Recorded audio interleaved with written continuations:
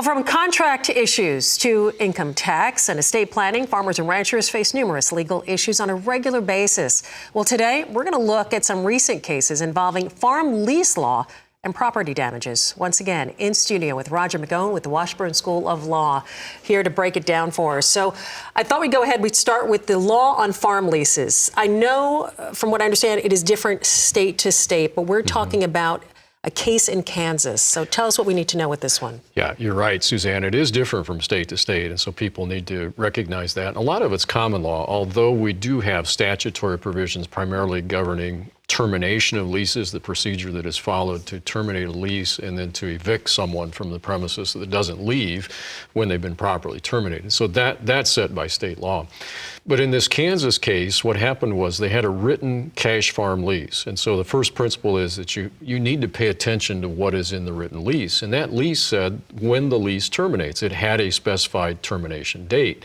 And it said if you plant wheat, and this is an issue that's unique to Kansas because we can have spring planted crops and we can also have fall planted crops that won't be harvested until the next spring or summer. Right, so we're talking about rotational crops, right? Yeah. And it said if the lease is not extended, then the lease is going to end and you shouldn't be planting fall wheat because we're not going to allow you to harvest that. You've got notice. And in some states, you still have to go ahead and give written notice even though you have it in a written lease. Contract, right? Kansas, no. We follow what the contract says. Well, that's what they got into here. And the tenant tried to make a distinction between the ground that was under crop irrigation on pivots and the ground that was not pivot irrigated, saying, well, I can still plant the wheat on the irrigated ground and my lease terminates when I harvest that the next year. The lease did not say that, and the court pointed that out. They got all the way through a published decision on this, and I can't imagine what the attorney's fees were to litigate this, but they said, no, the lease was clear. You do not have the right to distinguish between the irrigated ground and the non-irrigated ground with respect to fall planted wheat.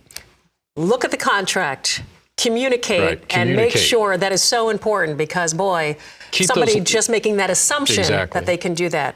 Keep those lines of communication open, absolutely critical. I see more problems that are caused with respect to lack of communication than anything else with respect to leases. That can save a lot of money for a lot of people. I want to switch issues now. Another case, computation of property damage. This is interesting. This is a case that involves a pipeline going under a ranch in Oklahoma. And the owners of that property, these cattle ranchers, there was a problem. They detected this problem. Yeah, their ranch hands smelled an odor of diesel fuel in a cave on the ranch. And they had soil tests done, and there was presence of hydrocarbons. And so they asked for compensation from the energy company and couldn't resolve the dispute. And so they ended up in court on this. And the allegations were all types of property damage, nuisance damages, unjust enrichment, and so forth. And the trial court ruled for the energy company, but lumped all of the tort claims by the ranch together. And this went on appeal, and the appellate court said, well, the ranchers couldn't prove damages with respect to certain parts of their claims, but on the other claims, they said the trial court was wrong for throwing all of these tort issues into a pot. Because they said, no, there are different evidentiary standards with respect to contract-based claims, tort-based claims, negligence-based claims, willfulness claims. And you have to judge each one of those separately. So they sent it back to the trial court on those claims where there was sufficient evidence and told the trial court, separate those out, determine what the legal standard is, and determine whether the evidence sadified that in each situation. So this is ongoing. So this is an ongoing issue again, but so important for our producers, farmers that are watching, paying attention.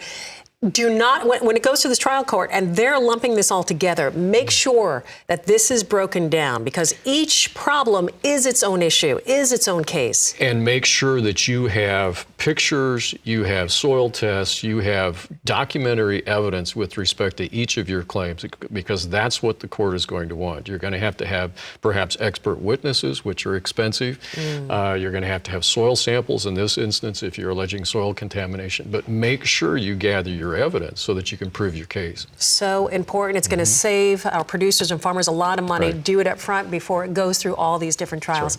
Roger, always a pleasure. Thank you for being here. Good to be here. Studio loves him here. Thank you so much. Of course, safe travels to you. Roger McEowen with the Washburn School of Law. Thank you again.